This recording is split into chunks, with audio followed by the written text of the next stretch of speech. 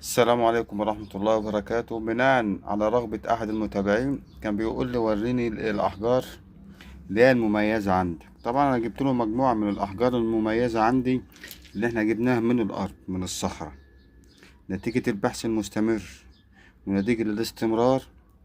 عثرنا على أحجار نادرة وأحجار جميلة وأحجار رائعة، منها القوارتز ومنها العقيق. يعني أحجار زي ده كده، ده عقيق. شوف اللمعة، ده الأحجار اللي أنا بقول عليها يا جماعة.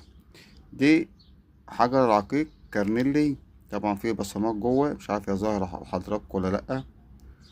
شوف لمعة الحجر وشفافية الحجر، تحس إن الحجر دهني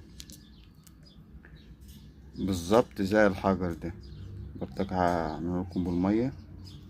ادي الحجر، طبعا ده اسمه عقيق كارنيلي.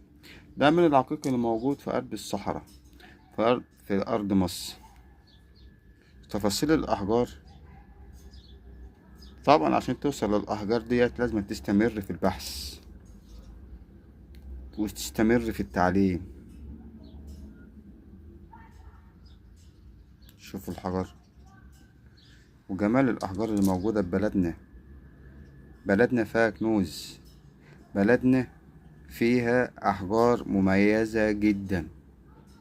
سيبك من اللي يقولك العقيق المصري رديء، لا، في أنواع جميلة.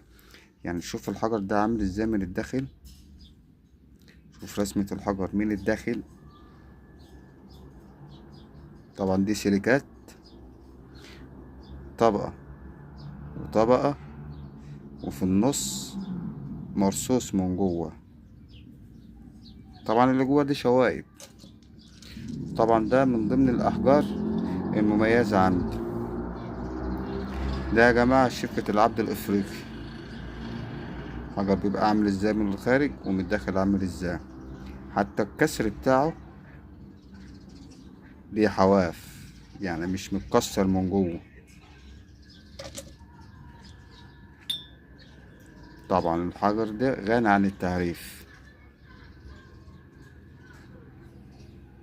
حجر هنقول عليه حجر توت عنخ آمون.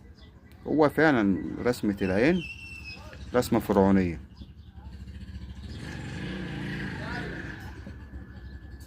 جمال الأحجار اللي موجودة في مصر أحجار جميلة ورائعة، تستحق الاقتناء وتستحق البحث.